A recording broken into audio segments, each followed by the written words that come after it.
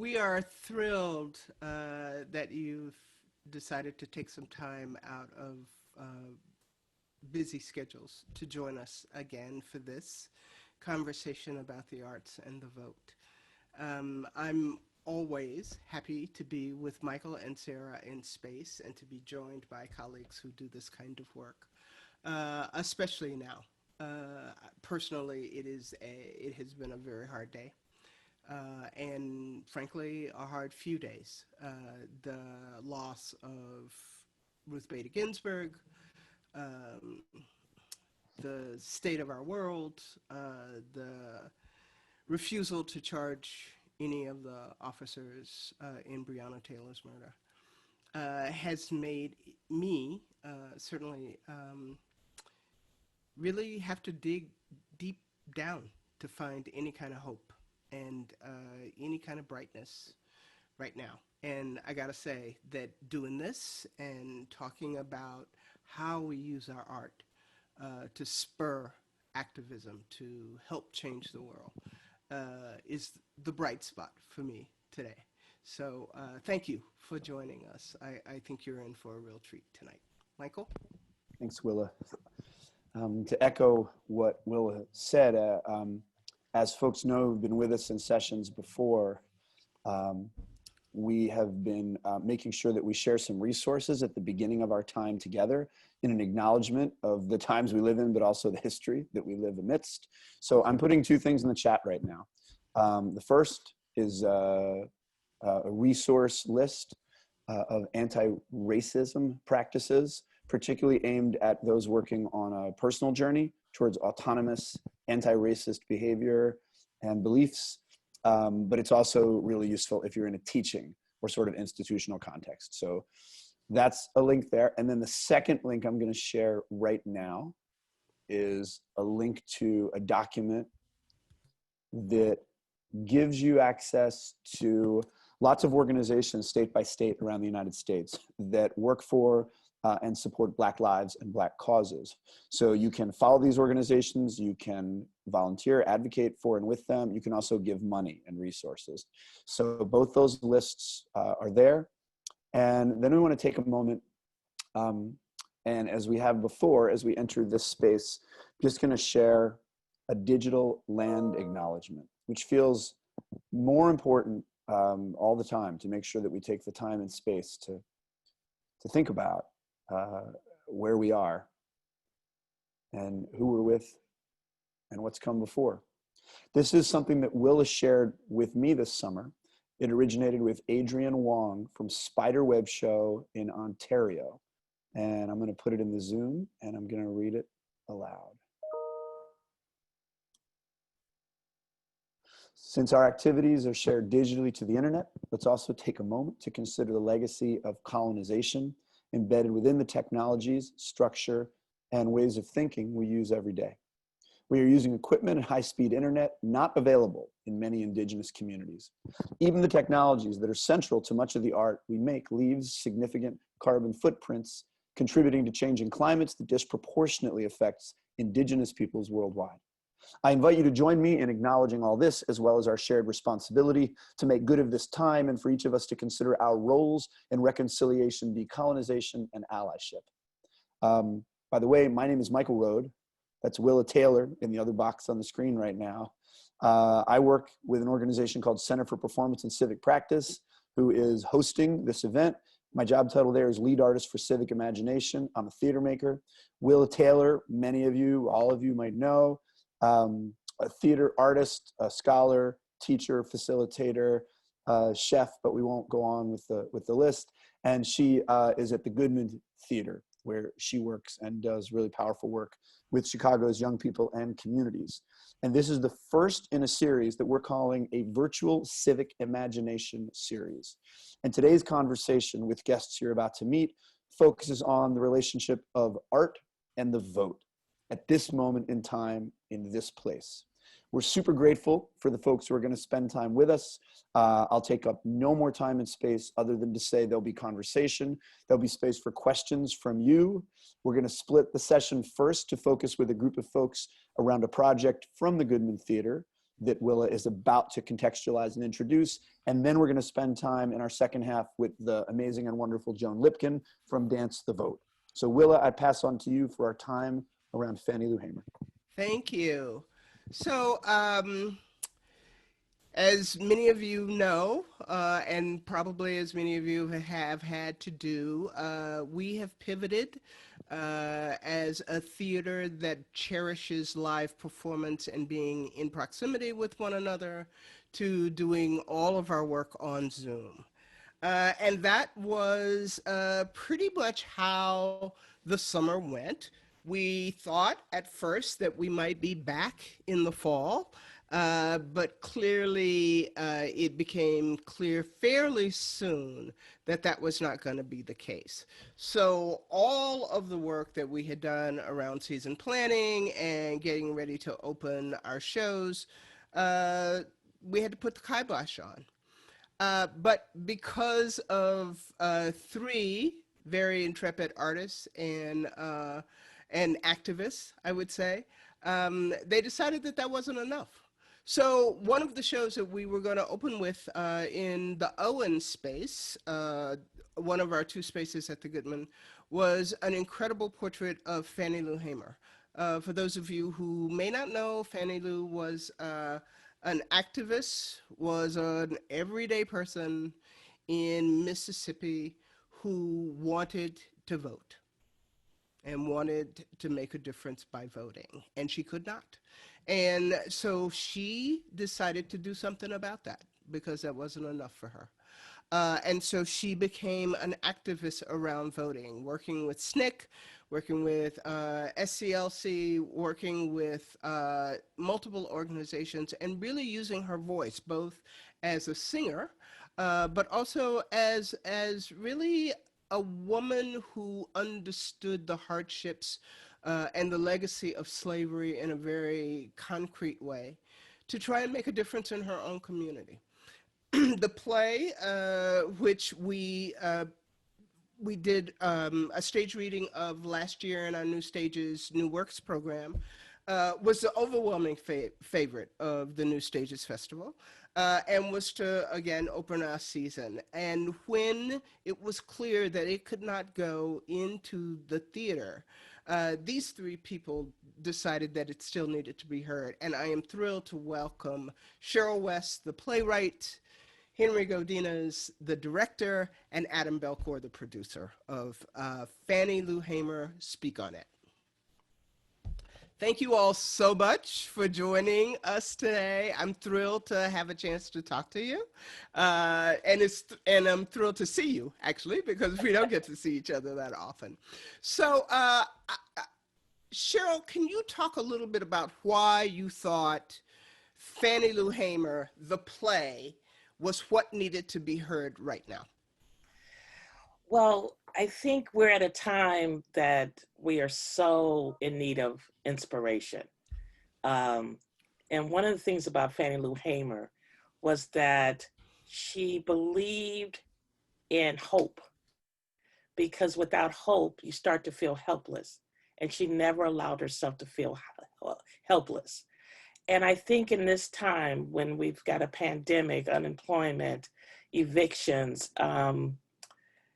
such a divisive politics, every day it seems like a new assault to our hearts. And Fannie Lou Hamer lived in a time that she also was going through sort of the same kind of things. People were still getting lynched and bombed, and dynamite into their houses or shot, dogs thrown on them. And for us to look at history at that time, and a woman who said, yes, they will beat me, they can shoot at me, but the higher good is to get people to vote if we're going to make any change, if we're going to have hope. And so I think at this time, to hear her words, to hear her experience, gives us hope. It allows us to believe if she could do that with a 6th grade education, to have gone through what she went through, how could I do anything less? And I, right now, because you know, your heart is so heavy. I look at her words, and it has really gotten me through this last year and a half of just thinking, no, it's not a time to wring your hands. It's not a time for artists, especially, to sit back, because we are healers. And she believed in that. So to me, this is our time to step forward, to really walk the journey of making change. So that's my answer. So, did you write that play with Ife Butler, an incredible Chicago actor, plays Fannie Lou? Did you write it with Ife in mind? Yes. I when I thought about it, when I decided I was going to do it, and I was going to do it as a one-woman play with music, I thought, who could sing it, who could act it, and who could reach across the footlights and grab an audience and hold them? And I thought Ife could do that. Yeah. And she is doing a remarkable job. Oh my God. It's a tour de force. And she's amazing how she's embodying Fannie Lou Hamer. And it just is fierce, just fierce. And I think, you know, Fannie Lou Hamer's message was, if we want change, we cannot sit back and let them make decisions by default. Because if we don't vote, then they get to make decisions about our lives by default. We have to at least show up and show out sometimes too. Yeah. And as artists, that is our job. So she has a great line in the beginning. She says, I don't know if I've gone to the future or you people that gone back to the past. So in a lot of ways, we're mirroring what happened in the 60s. And in some ways, because of the pandemic, it probably feels a little worse right now for us because we're living in it. Yeah. And being challenged to keep connected to each other. And without connection, it's hard to make those actions that are a collective community action. But it can be done, and with courage. And that was one thing Fannie Lou Hamer had, was a hell of a lot of courage. Yeah, listening to her story, you know, I've seen it, I saw it in New Stages, of course, last year, and then I've seen it in the parks, and it reminds me of the indomitable human spirit, of what it means for somebody to just decide that they will not be broken and to move forward. And that really gives me courage and hope. Henry and Adam, so whose idea was it? How did it come up that if we couldn't do it in the theater, we'd do it in the parks in the city? How did that come about? Henry, that's you. Well, as Cheryl said, you know, that line really stuck with me. That line about, I don't know if I'd done, you know, come to the future, or if you guys came to the past, you know, the 60s. And honestly, like you were saying, you know, Willa, the thought back in, I don't know, Cheryl, when was it when I first called you? May or some April? Somewhere around there. Somewhere.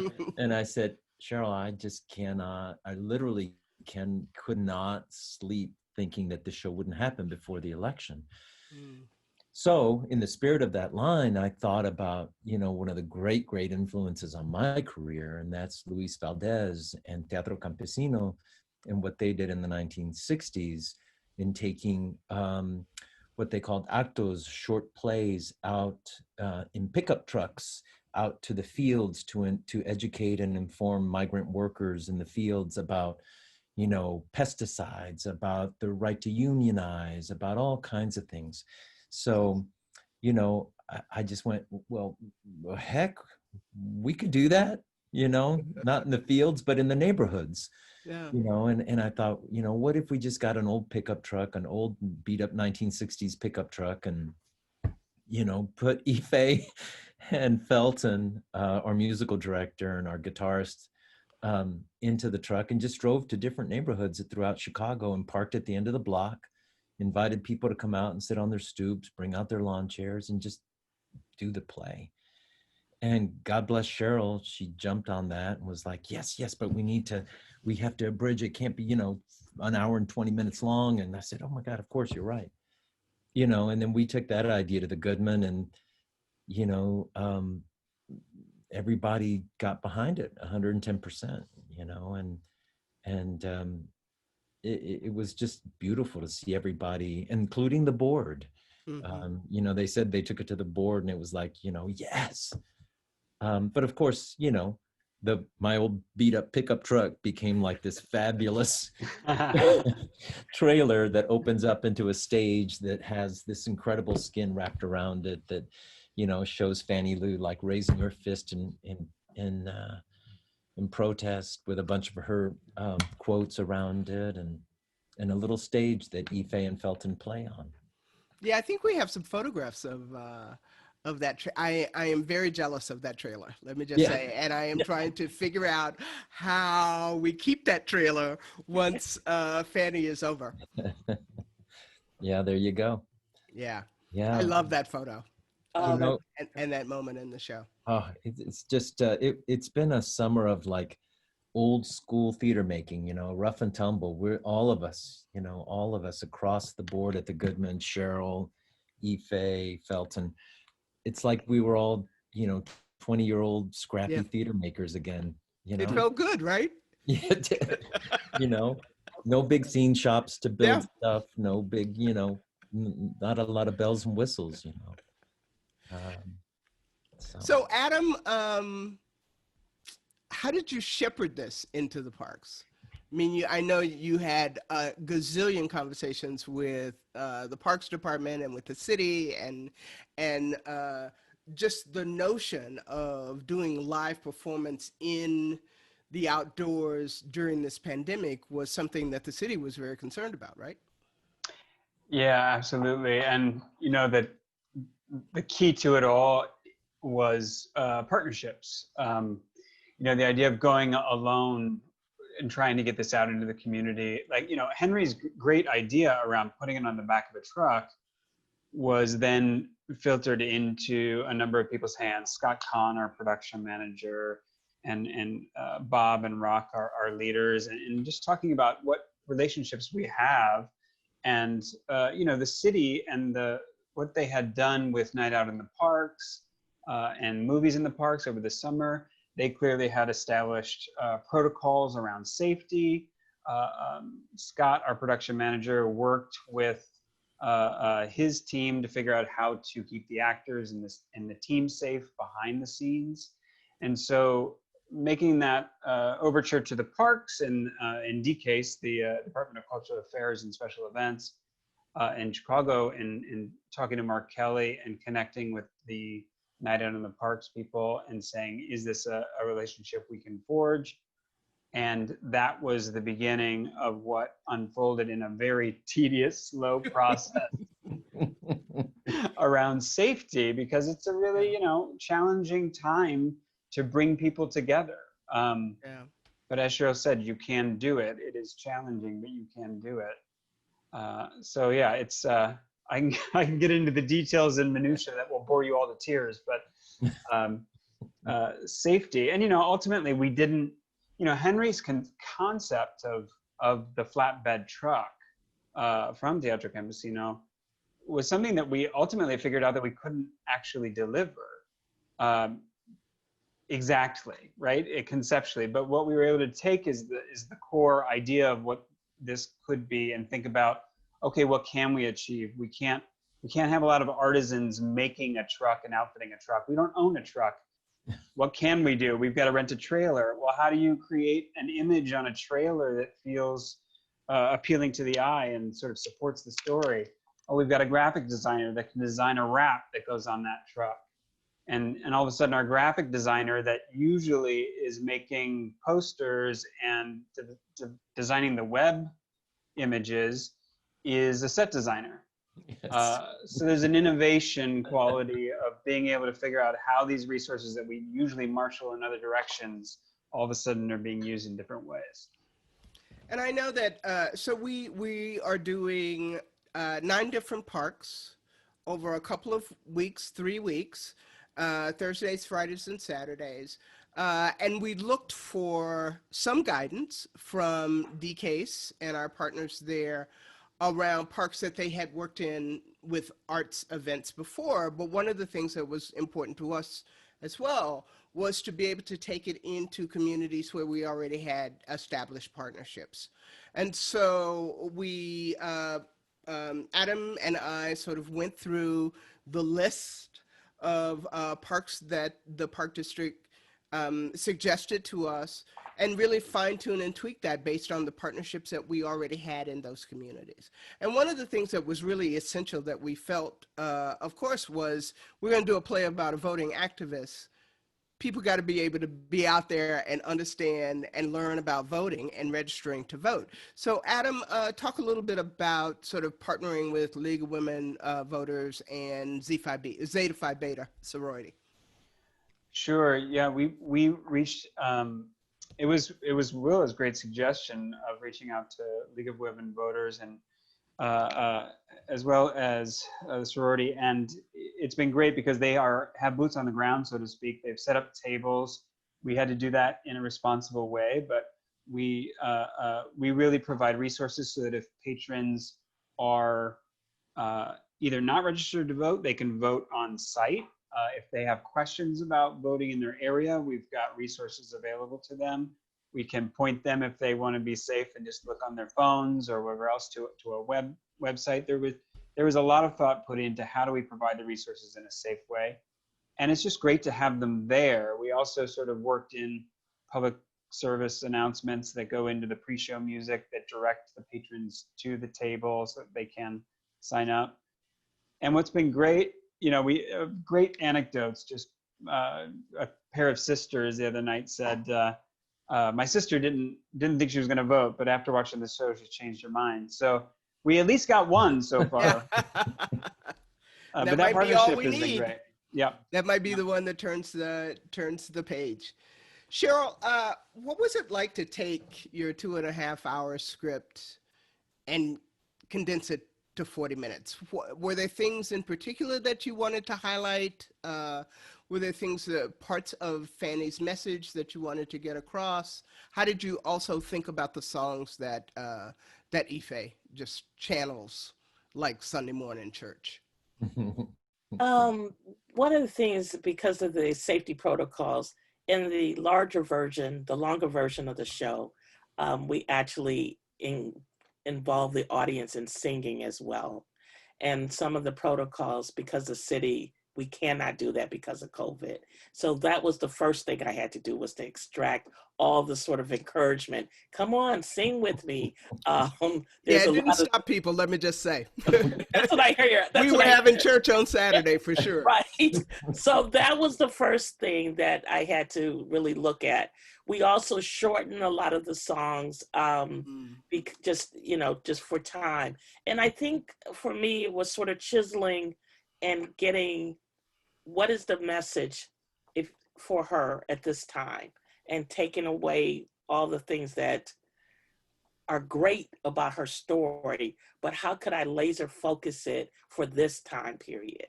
And that it could still flow and give you an experience, like a theatrical experience, but also a soul experience. And also to know her life. But I really wanted people to feel, once they heard the story, how can I help? What can I do to help vote? Who could I feed? Who can I help in my neighborhood? Who can I encourage? Who can I inspire?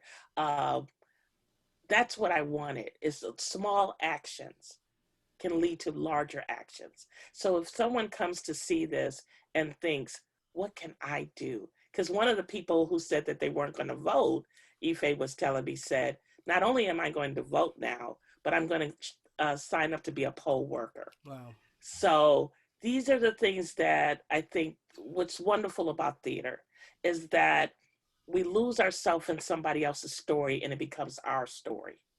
And facilitates oftentimes tiny changes, because then we see our humanity in this story. We see our commonality. We start to respect our differences as opposed to being sort of so divided about difference.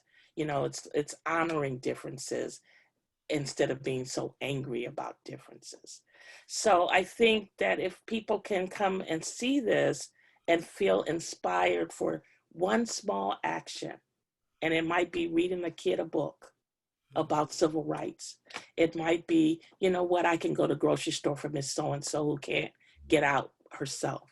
I can take somebody to vote. I can call up a young person and say, did you vote today? I could get 5 people on my list and say, I'm going to call them and make sure, is there any impediment for you to vote? What can I do to help you? So that's what I was hoping for. That it's going to take all of that, I think, and more, certainly. So one last question before we open this up. So now we have this beautiful piece that can be fully realized on stage in a production, and we have this smaller piece, smaller beautiful piece that's 40 minutes that's really good for travel in some ways. What do you three want to happen to this 40-minute version once we are done in the parks, once the full show is up? Will that version just go away? Will it stay? What do you want that piece to be? You know, I'm not sure. I have a picture of Fannie over my computer right now. So I'm letting Fannie work out everything for me. So every time we ran into a roadblock, I say, okay, Fannie, if you want this to happen, let me know. So I'm going to trust and we'll know when we know, you know, what to do and what's needed. And if the art can help, then I'm so open to that. Yeah. You know, there are a lot of theaters around the country that are interested in trying to utilize Fannie Lou Hamer Speak on It, this 40-minute version before the election in their communities. I know that the Public Theater was interested in doing it, but also even more so to take it to Pennsylvania. You know, everyone is dealing with the same challenges we dealt with, you know, getting the okay from Actors Equity Association for the performer, for SDC, the Directors Union, you know, and there's cities and municipalities, and so they're all struggling with that, and we hope so. We're also hoping, looking at the possibility of, you know, having a captured version that we can stream, for me especially, to colleges and universities to educate and inform and motivate young people to get out to vote. So, you know, so they don't feel like, what's the point? What's the use? You know, I certainly don't want to sit in my classroom like I did 4 years ago on November 5th and deal with the sort of really deep despair and sadness that we did 4 years ago. I'd much rather have to cancel class because there's just too much partying going on. Agreed. That's what I'm hoping for. And Adam, what about you, from the Oh, theater's perspective? yeah, I would love, I mean, from the theater's perspective, we're doing everything we can to, well, there's a hope, maybe, you know, we're investigating the possibility, is there more time? Is there another week that we could add more performances?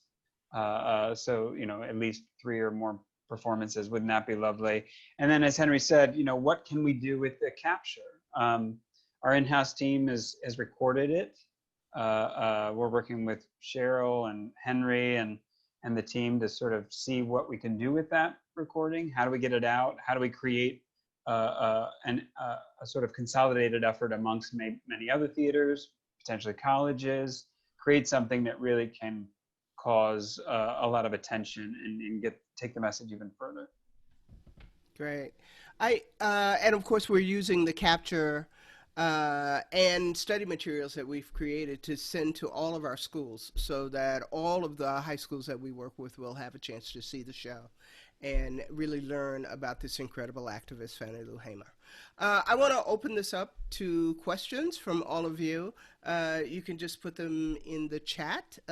Michael and Sarah and I are monitoring to see if you have any questions for Cheryl, Henry, and Adam right now. And as you put these in, just to remind folks, we'll spend about 5 or 7 minutes here, and then Joan Lipkin and Dance to Vote will be coming into the conversation very soon. But we're so grateful to Adam, Cheryl, and Henry for staying with us. All right, looking for questions in the chat. Type away, friends. You know, I love that this photo in particular. It's a great visual of what the trailer looks like, but also the wrap, which Corey and that team did such a great job of in really decorating that trailer. And then, of course, this is rented. The pickup truck that drives it to places is rented. But one of the things that we really love to do is to be able to keep it. So hopefully this will not be the last show that we do taking it into the parks.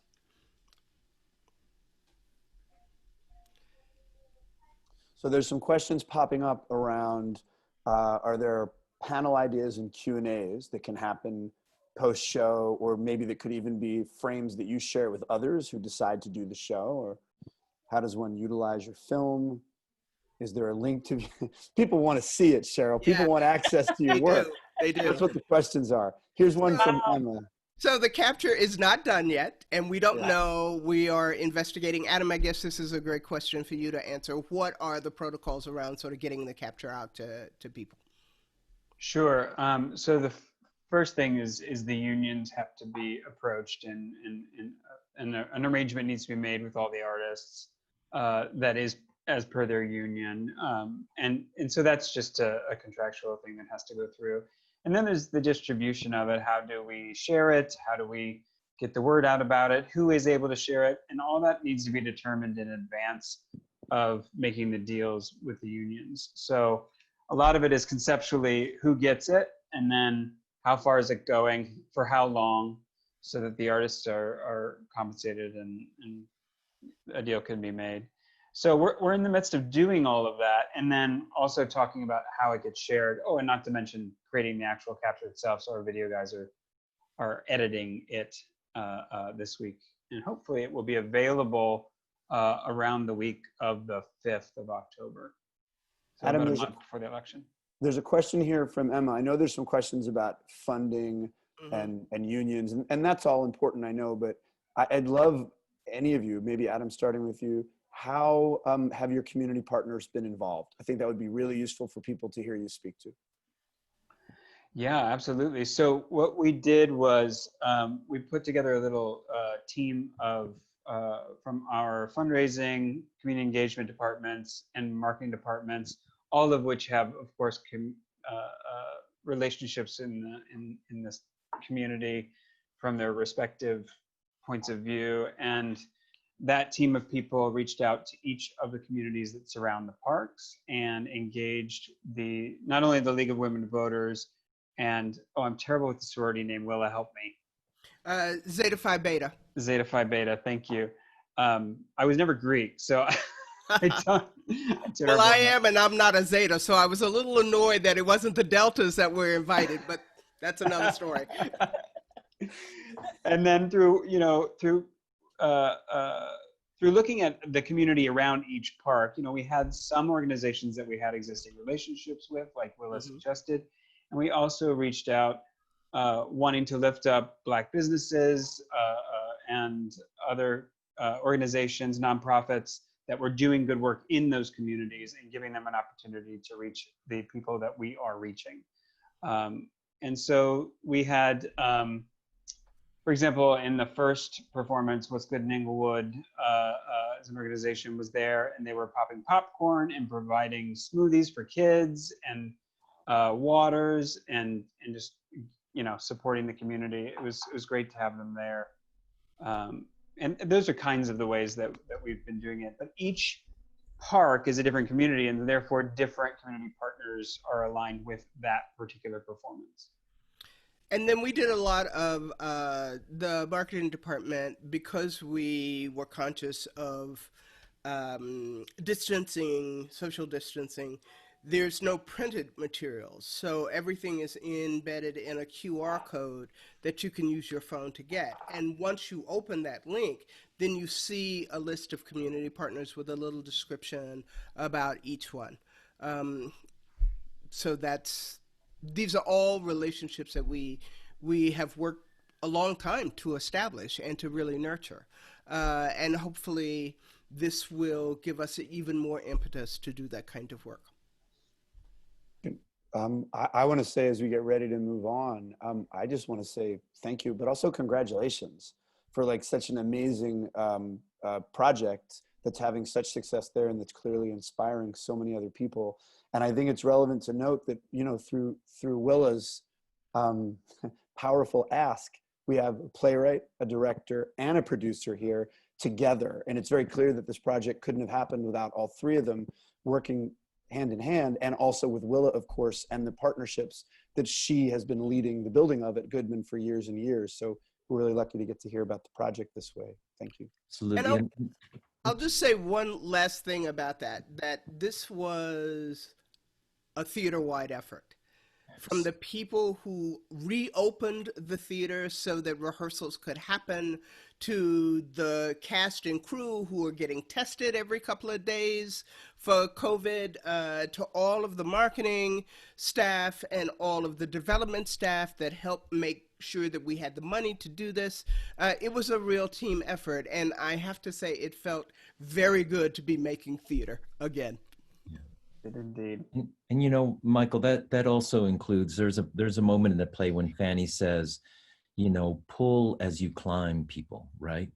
And I always think about that line when, you know, and so our community is not just the community of now, but it's the community of the people that, you know, that we stand on their shoulders. I mean, again, you know, it's Luis Valdez, it's Teatro Campesino, you know, who were literally threatened and shot at and, you know, persecuted because of what they were trying to do, and Fannie Lou, and, you know, so we're looking to the activists of the past to inspire us and guide us in a really crazy time, you know. As you are doing for activists and artists out there right now looking for inspiration, you know, that you are in that lineage, not just remembering others, but as folks who are paying it forward, and thank you for that. Wow.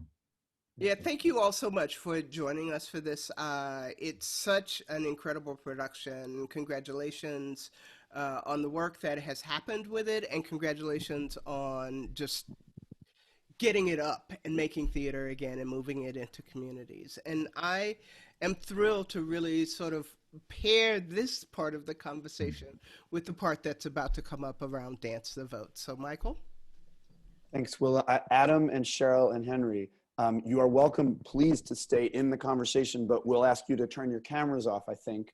And then if you're still here, we'll invite you back towards the end for some conversation with Joan. But it's really, Henry, I miss you. It's good to see you. I miss you too, Michael. Yeah. Great to see you. Great to see you. Thank you. Bye. Bye, Joan. Yeah.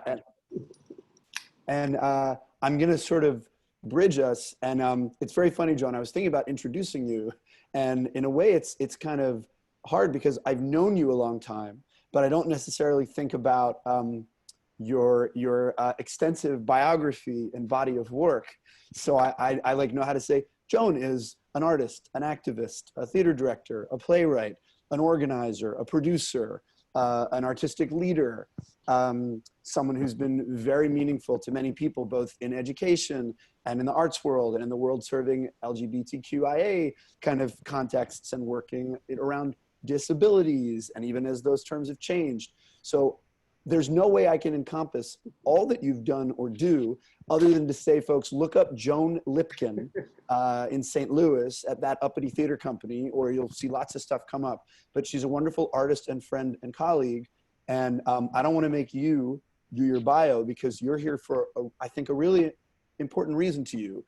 There are very few artists and activists I know who've thrown themselves so fully into the work around the vote and voter registration and voter suppression, and the work of the census and bringing attention to the need for that, You have, I think, a critique of the world we live in and a boundless optimism for what is possible if we organize and work together to make change. So given that you could talk about so many things, today coming off of Fannie Lou Hamer, and we're moving to sort of dance the vote, maybe I could invite you to start with some history and context of that project that'll then bring you to sort of this moment and the work you're doing that I know people will find very inspiring and useful. Thank you. Thank you, Michael. Thank you, Willa. First of all, I just want to say congratulations to the Goodman team and to Cheryl and Henry and Adam and Willa. This is a very thrilling project, and we need art to inspire us right now. We really do. I want to say where I'm talking to you from. I am speaking to you from Osage land, also known as St. Louis. And I want to say, as delighted as I am to be here with these dear colleagues and friends, my heart's heavy because it's 6 years ago on August 9th that Michael Brown was killed by a policeman in St. Louis, and justice was not served. And justice is also not served today with Breonna Taylor. So, which is one more reason why we must get out the vote. And I'm here to recruit you. So a little bit about Dance the Vote. So I started it 4 years ago with an intergenerational, racially diverse group of women. And I wanted to give an opportunity to process the importance of voting and a place to create work for artists, because 4 years ago, people were feeling very disenfranchised. So our first performance, and it sort of is in this Teatro Campesino tradition in a way, is that we were outside my friend Tom Ray's iconic record store in University City, Vintage Vinyl. And we performed for a couple dozen people on a rainy afternoon. A year and a half later, we attracted, for the midterms, we attracted 1,100 people to the Missouri History Museum. The mayor declared it Dance the Vote Day, official voter registration day. We were covered by every television station in the area because we were nonpartisan and family friendly, and we gave them an interesting way to talk about voting through the arts. And so I really thought, Michael, that we were on our way. We had a template for making certain kinds of work in certain kinds of spaces. We also performed in a lot of outdoor spaces, outside Left Bank Books and at St. Louis Black Pride, et cetera, et cetera. And then the pandemic hit, right? And this is really where I feel that my story takes place, as when, in a sense that we became, the story and Dance the Vote became a really active subject. The pause created a need to examine what we were doing more deeply and to ask ourselves a lot of questions. How are we serving the artists as much as we could, and in what ways? And in what ways were we of value to the community, to communities? What could we do more? And how we were going to proceed? And this is something that probably is relevant for almost everybody who's on this call. What do we do, right? How do we do our work? So we decided that we were going to commission artists to create online videos, dance videos. And our work has always been racially diverse. But when George Floyd was murdered, and that incredible call to action came out, that manifesto, "We see you, white American theater," I said, this is not enough for us to issue a statement of solidarity on our website. So we decided that we would commission and center BIPOC choreographers in St. Louis and elsewhere to create work about voting and other issues of concern to them. And we also reached out to artists that were Native American, Latinx, Asian American, around additional issues like the wall, incarceration, climate change, and disability, all things that really might pull somebody towards understanding that this voting is important. We paired the voting information at the end. So I taped an introduction outside the History Museum with Ashley Tate. We are unrolling one episode that's paired every Wednesday. And then at the end, there's all kinds of information on a slide about how you can check your voter registration, how you can register if you're not registered to vote, and also the number that you can call the Election Protection Hotline if you have any problems, and that is in multiple languages. These videos have been airing on Facebook, Instagram, Vimeo, and YouTube, and now they're really getting picked up and shared, which is what we wanted. Every single thing we have been doing, Michael, has had a voting component. So Saturday, we're doing an online dance class through the Missouri History Museum that we've already taped, and it's called Movin' and Groovin'. That features Ashley Tate, and she's going to share sort of old style dance, kind of like comfort food, you know, for these hard times. Willa, I'm sorry that you won't be there with me to do the wobble and the electric slide, but you know, this is what we're doing, and then I'll do a live introduction and also a wrap up to give the latest breaking news about the notary situation, which I'm going to come back to in a minute.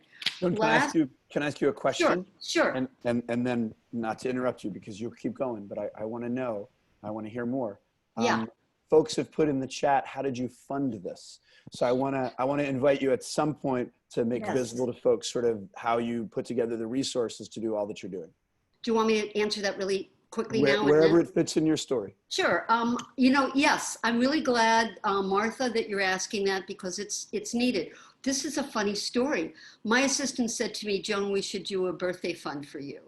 And I said, no, you know, that's just too self-serving. And usually I donate to other people. She said, no, you need to do this. And we had almost 200 people donate. I didn't push them. I just put down what we were doing. We raised $7,500, just like that. And then another friend said that she really liked what we were doing so much that she decided she would do her birthday fund for us. So now we're up a little bit more. We did have funding from the Regional Arts Commission and the Missouri Arts Council, but our funding was really slashed. I mean, I had to raise more money. And I also felt that I wanted to pay all these people that we were commissioning. I felt it was extremely important, and they really appreciated that. Everybody has written to me and said, thank you for recognizing this and for centering this. And then I went to some private foundations because the time frame was so extreme that I knew that I needed to get the money. And sometimes private foundations are easier because there's not the same level of bureaucracy. If somebody believes in what you're doing and you can show them what you're doing. So how about that? I mean, I'm not saying that we're just drowning in money, but it made it possible. I mean, but I have to tell everybody that I am, and Michael knows this about me, and Willa does too, I'm the kind of person who doesn't say, how am I going to fund something, and then what am I going to do? I say, there's something I'm passionate about that I feel so called to do that I will figure out a way to do it. And if the door is shut, one door is shut, I figure out another door to go in. And Joan, can I say, I want to sort of offer, what I'm really excited about in this conversation is, we just heard from one of the largest arts organizations in the country doing, you know, transformational work and able to dedicate some resources to it, even in a time when they're struggling for resources. And now we're talking to you, an individual who basically puts it, you know, all together yourself with collaborators and help, but you take a lot on. And I want to note that the scale of possibility is across the board. That if you're large, maybe you can manage some things, but it doesn't mean that if you're working individually, you can't be massively impactful. And that said, as you continue with your story right now, I want to also note, maybe for you to find a moment to acknowledge how difficult it is to take all that on and how you take care of yourself amidst that, because you've been doing all this work for a very long time, a while. And yet you're here, you're healthy, you're energized, you're doing it. So clearly, like, you must have some sense of, here's what I can put in and here's what I do for me as I make all this happen. And I think that's relevant for the folks on the Zoom who aren't part of big institutions and are thinking about how to do this work. So, hey audience, doesn't he ask the best questions? I'm smiling and I'm laughing, even though I've been crying and sad all week and really upset today. When we have a sense of purpose, it gives us a kind of energy. when there's something that we really feel pulled to, it gives us a kind of energy. I think that your discussion about the difference in scale is really important. And also to understand that something can be small and then grow. Because we started outside my friend's record store. And then the next big performance that we did, we had 1,100 people.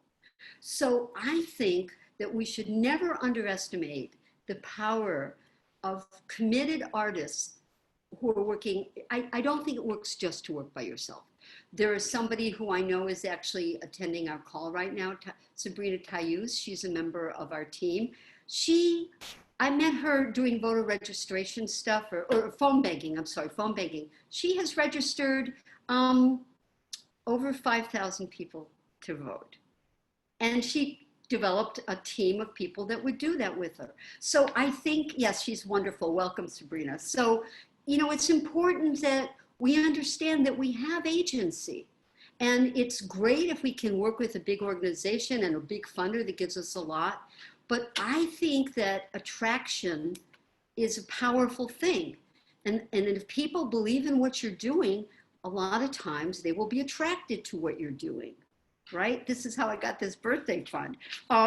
It wasn't enough for everything, but then I was able to say, look at what's happening. So some other things that happened. So we were approached, for example, by an organization, a theater on the East Coast, Luna Stage. And so last week, we partnered with Luna Stage and the Dance Cartel on the East Coast to offer a 50 days, 50 states live dance party that also had voter registration. And there's somebody else that I think is on the call, and he joined us and he did us a favor, and every few minutes he would post, Alabama, this is your deadline for voter registration. Missouri, it's October 7th, right? Attraction attracts, I think. Okay, now I'm very excited about this last thing. Well, there's more, but I'm going to tell you something that we're doing now. So yesterday we announced our Make Good Trouble, Why John Lewis Inspires Me to Vote, collegiate competition in conjunction with Webster University. That is available for US college students everywhere to participate. And we will offer streaming opportunities and cash prizes. And again, I raised the money because I want to give college students money. I actually want to give everybody money, the whole world money, but I definitely want to give college students money. People can post until October 12th, and the information is on our website, which is dancethevotestl.org. I posted your website and I posted the link to the Webster thing. Excellent, excellent. Because if you're on the call and you're an educator, or if you happen to be a student yourself, you can participate. And we're only asking for pieces that are in a variety of media that are 1 minute long. So here's the thing. I have tried to plan, but there has been a level of pivoting that has been unprecedented for me. And that's really what I want to talk about for just a few minutes. In Missouri, we are dealing with a level of misinformation and voter suppression that might only be surpassed by Florida and Georgia. I am a member of a statewide advocacy nonpartisan group called the Missouri Voter Protection Coalition. I'm pretty sure I'm the only artist who attends these meetings. There's usually about 80 of us every Monday for an hour. We have filed our second lawsuit in 2 months against the state, along with the ACLU, the NAACP, the League of Women Voters, and several other organizations, and I think maybe even a Black sorority, against the state for suppression tactics in the midst of a pandemic. And in the midst of a pandemic, our Republican governor finally agreed to mail-in ballots, but now is requiring notaries, which of course pretty much compromises the safety factor. So we have been involved in organizing notaries, and many people are very, very confused about the various voting options that are out there: absentee, mail-in, and in person, and so many restrictions. So we have been making graphics, we have been doing videos for different constituencies and communities. We did one last week for the Latinx community here. We have been approached now by the Developmental Disabilities Council for the state, and they just asked me last week, at the end of last week, it's a very tight deadline, 500,000 self-identified disability households in Missouri. 35 million eligible voters with disabilities in the US. I think it might be the largest possible voting bloc in the country. So we're doing that. We're making graphics, and we're going to make a video for them. And we're also going to do it in Spanish. I also started a person-to-person, colleague-to-colleague texting program to help people understand, just sort of like one simple text, not a lot of things, right? But like, here's the deal with voter registration. Here's the deal with the census. Now, I do want to take a moment to talk about the census because it's relevant for us, but I am sure it's relevant for probably everybody on this call. When I heard that the census in Missouri was polling around 65% statewide and only 52% in the city, that's, you know, these are terrible numbers. I called the Civil Rights Enforcement Agency, which is managing a lot of the census work, to offer to help. Because it's clear to me that the economic devastation in the community that is only going to get worse if we don't receive the money, the full amount of federal dollars that we can, which is $1,300 per person in Missouri. I don't know what it is everywhere else. $13,000 per person over 10 years. And also significantly, we could lose another congressional seat and more representation in the Electoral College. So when you really begin to look at all this, you see how it's all connected, and you know how it also can unravel. Can I ask you a question? Anyway, yes. Question? Okay. Yeah. So here's a question at this moment, because already you've described so many projects, Yes. like so many different things, which is amazing.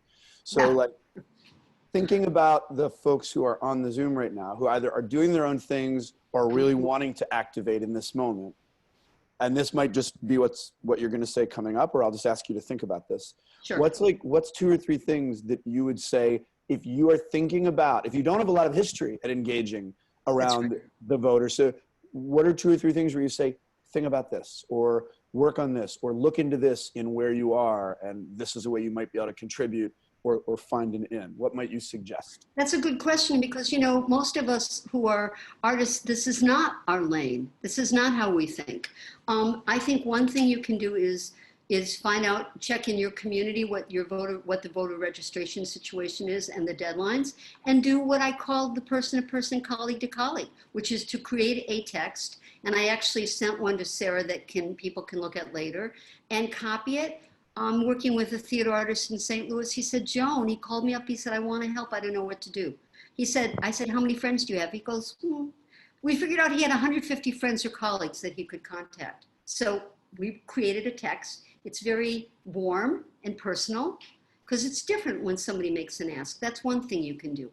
Another thing that you can do is you can look at our videos, which will inspire you. When I get down, I look at them because they're beautiful, and they remind me of how important art is and how it speaks to us. And then it also has information, which is relevant. We created these videos in such a way that they are relevant to anybody. They are not Missouri specific, because one of the things that is a possible plus coming out of this pandemic is that we are now working, people are saying, can we get more information? Okay, so we're now working with people all over the country. So I said that we needed to privilege the local. I always feel that we should support the local, but we also have work from artists in LA, and in New York, and a Native American company called Woodlands that's in Michigan. We even have an artist, a Black artist, fantastic dancer choreography, who is in Germany. So our information has all of that. And so you can do that. Look at our videos and share them. Where are the videos? Where are they? No, that's the Gotta Vote video. That's one that I did, hired out of work actors to make a general video. Can we show a couple, Sarah, can we show a couple of the images of what we've been posting on Twitter and that everybody can see? Oh no, that's what we did for the census. Let's take a, okay, here we go. So this is Curvin, and he gave us a quote about how we feel. He has this incredible piece that is set to W.E.B. Du Bois, and it's about youth. Let's see the next one, Sarah. That's a beautiful graphic, Joan. It's a really nice card. Thank you. Yeah. Thank you. I will tell Connor that you said that. Yeah. I love this company. This is Versus Styles. It's a Latinx hip hop group out of LA.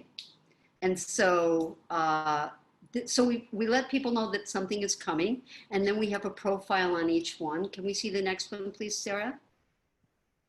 There they are. Isn't that fantastic? Yeah. Yeah, Jackie Miss Funk Lopez, yes. And so we proceed. So what we're understanding is that we should do a lot of marketing and giving a lot of, sort of building up for stuff. But all of our videos are available, and you can get our videos on our YouTube channel, Dance the Vote, but you can also go to our website. We're storing those things. The other thing is, can I show you what we did for the census really quickly? We did a series of graphics. You had it just a minute ago, Sarah, for the disability community, because I want to make sure that they're counted, right?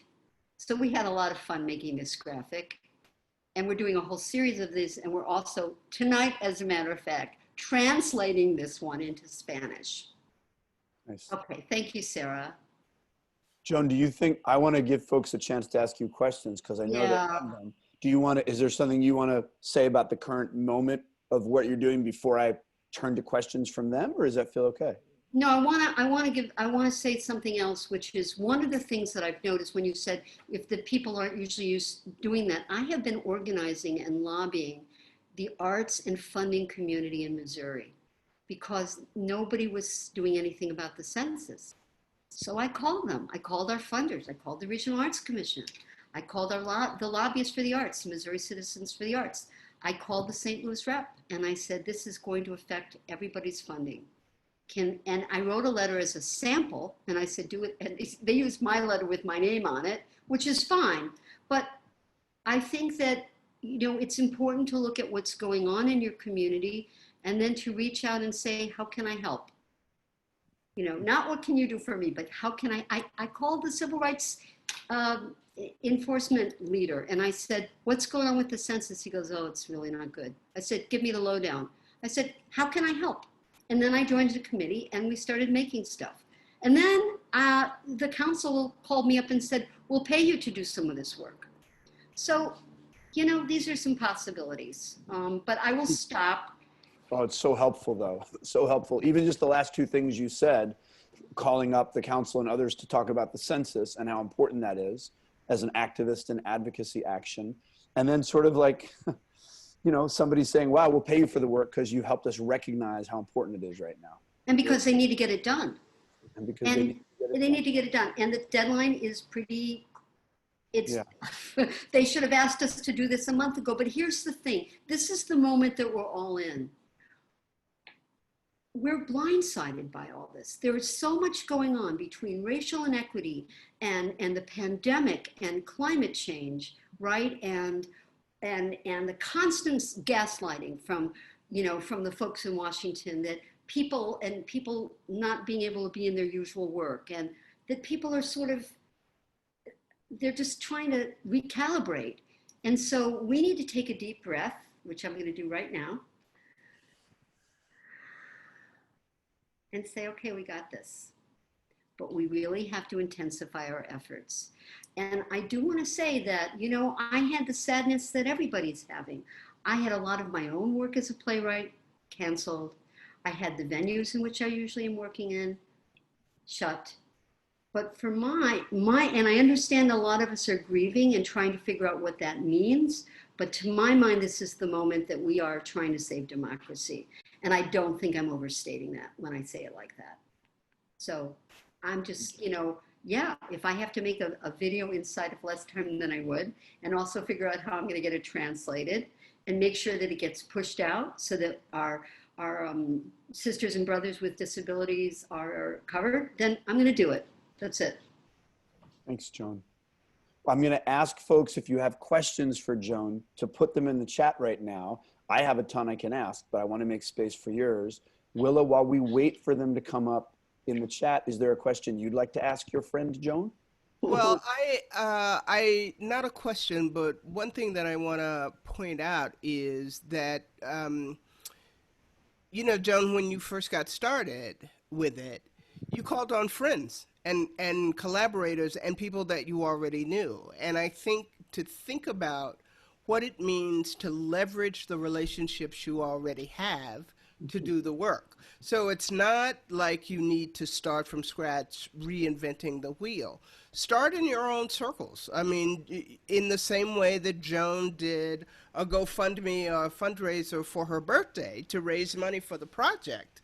That's an easy get. You ask the people that are in your circle. So don't minimize that. Don't think you have to be a large institution. Think about how you can transform the circles that you're already in.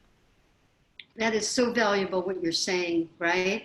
This friend-to-friend thing is really working. We worked on Medicaid and we helped get it passed. And it was a friend-to-friend, colleague-to-colleague texting program.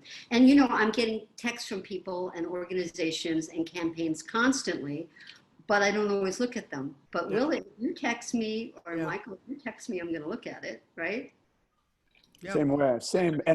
And Joan, just to say, Jasmine, who you know, just put in the text that she'd be happy to help as a voice actor if you need Spanish actors for translation. Oh, Jasmine, I may be talking with you very soon. Willa, I wonder, as we wait for questions, should we invite Adam and Henry back? Yes. And particularly, I'd love to see Joan, I'd love to see if Henry or Adam have any questions for you. Absolutely. And if you have any for them, because it would be nice if we're able to have a dialogue about these differently scaled projects, Yeah, absolutely. Yeah, and I also want to encourage people that there are organizations that are in place that can help you, like Indivisible. If there is a candidate that you like, and you just go to their website, that they will hook you up for doing things. A lot of people think that phone banking is still the gold standard, and especially since a lot of us are sheltering, but there are things that are in place. So you don't have to try and figure out how can I call people, unless what you're trying to do is to call you friends. The other quick thing I want to say is that this election really, really matters, and it's not just at the presidential level.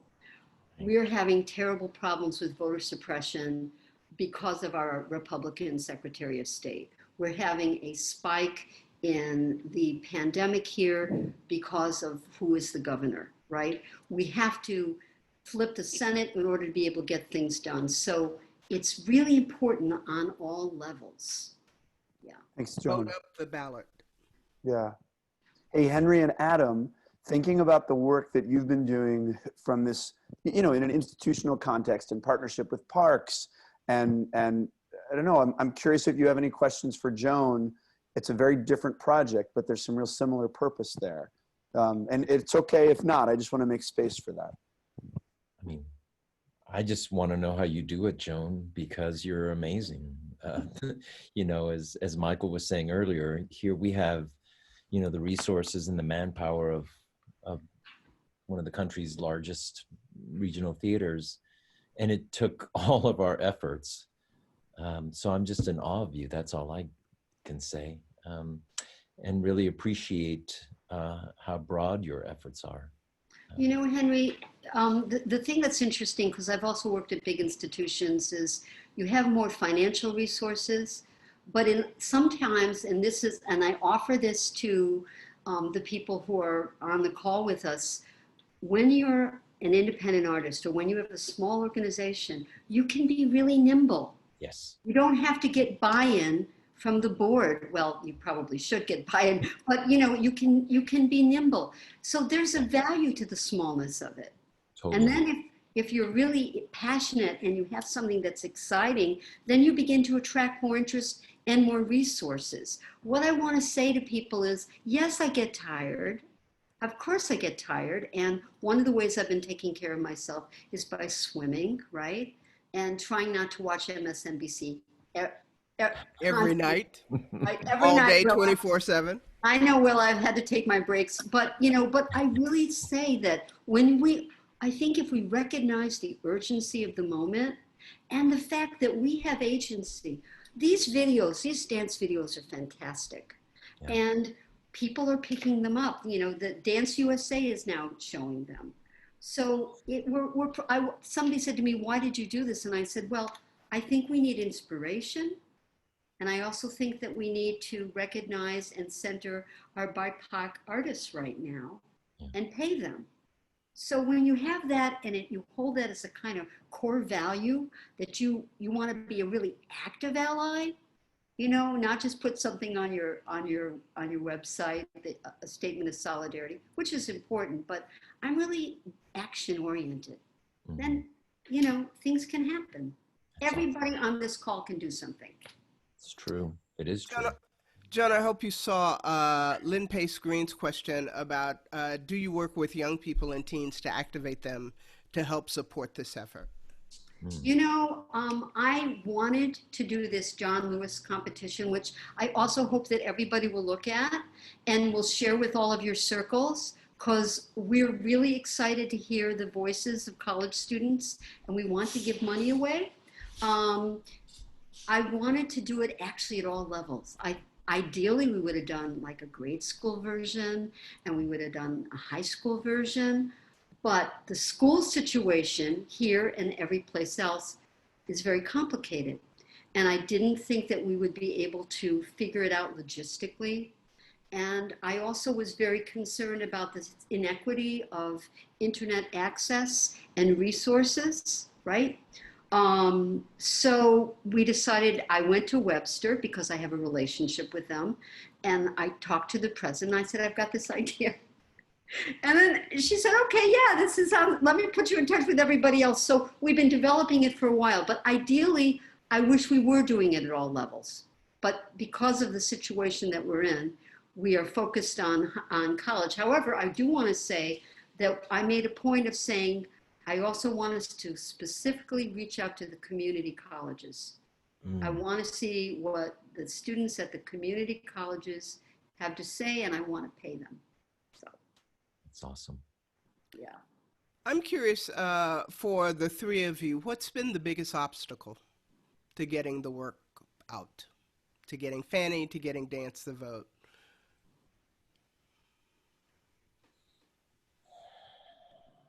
I mean, I think the biggest obstacle has been, my gut is always to say the unions, but it's not the unions that are standing in the way. It's safety. It's how do we change how do we investigate every single aspect of what we do to make sure that people stay safe? That has been the biggest obstacle, for this project. That's probably a little obvious, but I would have to agree. Yeah. And I think that's what's so frustrating, when I see the huge superhuman effort that Adam and everyone at the Goodman has put into making sure that it is safe for Ife, for Felton, for our amazing crew and all of the public, and then you turn to see an alternate reality at a rally, for this president. I don't want to necessarily need to get political, but it's like, I don't understand how can there be two different realities at play at the same time in our country? I don't know. Well, it's interesting, Henry, when the thing you just said, I don't want to get political, is like so interesting at this moment. Even this panel about arts and the vote, to think that the core aspect of democracy that we're talking about here has become not just political, but I think you probably meant, I don't want to get partisan. I think I think you're right. I think they're synonymous now. They are. I think they are. And I'm hoping today that that we're able to sort of help each other. I'm trying to take strength from this conversation around how battling voter suppression and apathetic census participation is an extremely political act that for the most part happens to line up with my own partisan beliefs probably, but even before that lines up with a healthy and functional democracy. You know, absolutely, because you know what, Michael, I'm a naturalized citizen, and I became a citizen when I was 18 years old, probably 2 months before I voted in my first election for president. And in 1976, our bicentennial year, you know, and so I swore an oath. I knew exactly what I was getting into. And so I hold voting incredibly dear. And I think of it as being the most patriotic thing we can do. And so for me, it feels treasonous to suppress the vote. I don't understand, you know, it's just incomprehensible to me. Well, there's a lot that's going on that's incomprehensible, Yes. including that our beloved Ruth Bader Ginsburg dies, and a few hours later, you know, Mitch McConnell announces that they're going to fill the seat. I mean, there's a lot that's going on, and this is why it's all hands on deck. And this is why if we get out the vote, we can actually make sure that that particular guy doesn't even go back to DC. That's right. You know, through voting. Working on that. That's Donating small amounts too, right? This Yeah. is my strategy. Lots of small amounts to Yeah. memory campaigns, right? Everybody. It's time for solidarity. Joan, Sandra has sent a very simple question, as she writes, but I think it actually speaks to something. Adam, I'd be interested in your take on this. I know there's a lot of, obviously, the unions involved at an organization like the Goodman, but you know, when you pay the students in community participation, how do you determine the amount? Which to me relates to like, what are you prioritizing across the board? How do your values determine who it's for, where it's going to go, how much you're going to pay? So maybe, Joan, you could start with an answer to Sandra's question, but then Adam and Henry, it might be interesting to hear you answer, like, what did your values and priorities as an institution and as people lead you to sort of determine because of what this project was? You know, but Joan, first to the question, how do you figure out what to pay people? Well, with what we're doing for the contest, which I know everybody's going to send people to participate in, I said to Webster, it has to be enough that it's going to speak to a student who is sequestered at home and struggling with all sorts of issues, right? And so they said, well, what are you thinking, like $50, $75? I said, that wouldn't get me making something if I was dealing with all these things. I think we need to pay $250 per prize. And they were just like, wow, really? And they said, and we can't do that. Our charter is, we can't do it. I said, well, I will raise it. So that's what I just decided it should be a nice chunk of change. You know, doesn't that sound like a nice amount, $250? Mm. And a grand prize of $500. And we'll see, but I feel especially for students who are at the community colleges, right? Students who might be trying to work several jobs. It needs to recognize them and their struggles. And it needs to say, we value your time, but we also value you. So I've raised $1,500 for it. I mean, my own time I'm working on this, you know, but that, it's kind of arbitrary, Sandra, you know, it's sort of arbitrary, but that just seemed like a nice amount to me. And the same thing with, you know, we were trying to figure out about how we were going to pay the choreographers. They were so surprised that we even said we would pay them, right?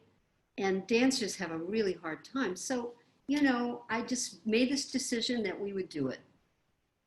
And then the other thing I want to say is that a lot of the funding agencies are very afraid of anything that might look partisan. I keep telling people that Dance the Vote is nonpartisan, that the census is nonpartisan, but that's why also, given the time frame, it was just easier for me to go to some private foundations that I knew really believed in what we were doing. I said, the time is now. This is what we need. And they said yes. Adam, as we head, sorry, Willa, go ahead, please. I just want to echo that about going to individual donors And often when we think about going to a donor, we think about somebody who is a multimillionaire or who has a great amount of money. But Black churches have been built by little women spending, tithing $2 every Sunday.